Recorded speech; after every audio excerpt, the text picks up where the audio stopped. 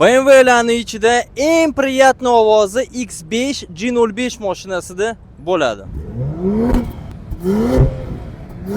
Boshidan aytib qo'yaman, mashina sotuvda. Yili 2025, 3000 probega yurgan va eng qizig'i 130 ming AQSh dollar sotiladi. Mashina o'rtog'imniki bemalol kommentariylarga shu akkauntga yozinglar, sotib yuboradi sizga. Mendan aytsanglar, skidka ham bo'ladi. Endi obzorga o'tamiz. X7, M5 G90 ko'pchilik boshida chiqqanda shu mashinalar hammasi hate qilgan. Bu mashinani hech kim yomon narsalarni hech qachon aytilmagan. Meni fikrim bo'yicha X5larda eng zo'r dizayn shu chiqdi. 2026-yildan o'zingizlar ko'ryapsizlar, Babyor chiqyapti. Babyorni kim oladi, men bilmayman, но bu mashinani hammaga taklif qilaman. Hozirgi shu video o'tgani mashinaning egasi. Endi egasini haqida gaplashamiz. X5 egalari zo'r bolalar bo'ladi.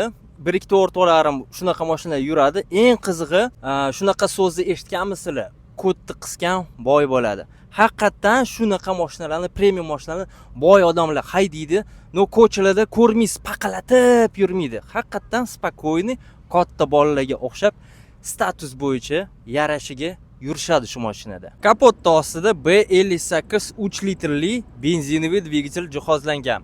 S58 bilan bir xil bo'ladi. S58lar ular M3, M4larda jihozlangan. Men nima demoqchiman? B58 uni resursi kattaroq. Google ga kirsangiz, полностью hamma informatsiyasi chiqadi. Fikrim bo'yicha taxmini 1 million shu mashina yur beradi. Komplektatsiyasiga o'tamiz. Полностью M paketda hamma narsasi bor. Harman Kardon akustikasi, saloniga alohida dunyo, alohida baho berasiz. Prisoskasi bor, ko'p narsasi bor. Har bitta narsani hozir qilsam, etsam juda ham ko'p vaqt ketadi. Давайте biz nima yo'qligidan o'tamiz.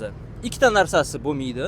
Buni pnevmo podveskasi yo'q, bitta narsa anaqa podstakannik suv puv qo'yasizlar, isitmaydi, sovutmaydi. Faqat shu narsalar yo'q. Atak hamma narsasi bor. Shu mashinani ko'pchiligiga taklif qilaman. Kimnidir orzuylarni amalga oshiringlar, shu mashinani olinglar, o'rtog'imga yozinglar. Bemalol hamma narsalarni mendan ham zo'rroq aytib beradi, chunki u egasi shu mashinani men to'g'risida aytaman, shu mashinani ko'pchilik narsasini bilmayman, tushunmayman ham shu mashinani haqida. No sizlar uchun chiroyli obzor qildim. Endi hate yozsanglar bo'radi, menga farqi yo'q. Men o'zi karisman, millatim karis, o'zbek tilida o'zingizlar ko'ryapsizlar, qiynalib, baribir aytib beryapman sizlar uchun. Hammaga rahmat, sog' bo'linglar, charchamanglar.